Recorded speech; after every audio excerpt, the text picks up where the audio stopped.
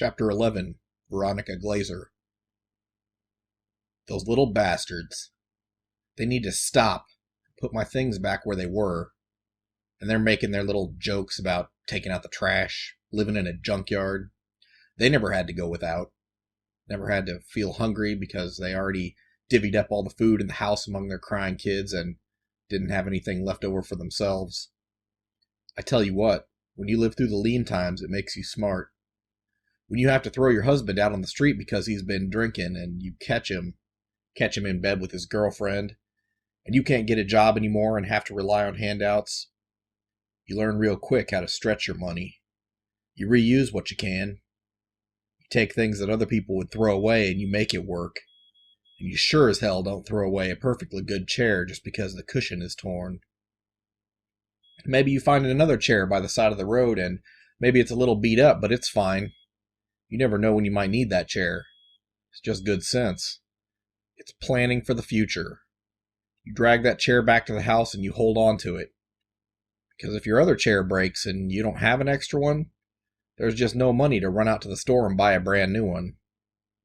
And those TVs, sure, I don't need 10 televisions myself, but they can be fixed and sold. TVs are expensive. I was going to have them fixed up someday.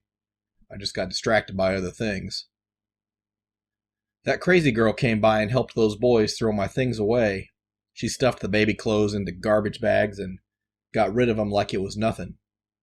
I was saving those for when my granddaughter grew up and had a kid of her own. I taught my little ones to be smart like me, not to waste things.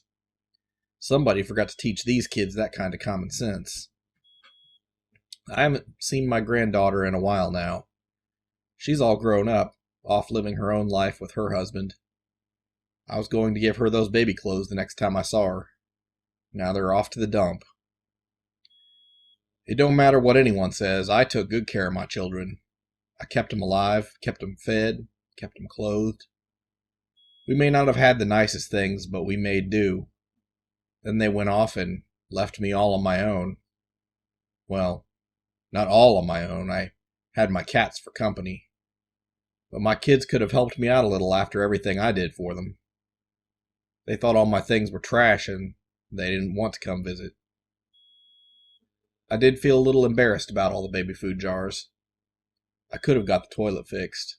I tried, a couple of times, but none of the plumbers would even come in. And then I got scared that they'd tell somebody, let somebody from the county know about my house. They wouldn't understand and I'd have to go, have the place condemned. I would have been out on the street. Can you imagine? A lady my age, out on the streets with no one to take care of her? It sure is taking those kids a long time. They've been out here for 2 months now. I think they're just lazy. They only work a couple of hours a day.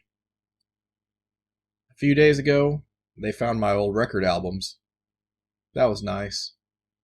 I figured they'd just throw those out too, but the Negro kid plugged in my stereo and listened for a while. We heard Perry Como sing. It was echoing all over the house. So beautiful. I think it's funny that they keep talking about how maybe I left a fortune for them to find somewhere. If I had that kind of money to throw around, I would have spent it. Maybe got the outside of the house fixed up a little bit. Got the yard mowed, got those trees trimmed. You ever watched someone go through your personal items? It's not easy. They found my marriage license. They found old photographs. They found private letters and medical records and drawings that my kids made a long time ago. Some of it they saved. Most of it they threw away. They laugh about all the old clothes hanging in my closet. The weird girl took some of them and threw out the rest. They tried on my Easter bonnet and laughed some more. Just no respect at all. About the one thing those idiot kids did right was to take care of my little Petey. I raised him from a kitten. He was so tiny. Even when he was full grown, he was the littlest one of my cats. All the other kitties are gone now, but Petey is still around. I know he remembers me. Every once in a while, I catch him looking at me, sitting stock still and staring off into a corner of the room. That Zane kid got scared once, wondering what Petey was looking at. Made me laugh, though. Idiot. You know what else makes me laugh? Kid thinks I blew that candle out. I would have if I could. I'd do worse than that, too. I'd scare those kids right on out of here if I had the power. Keep them away from my things. Little bastards.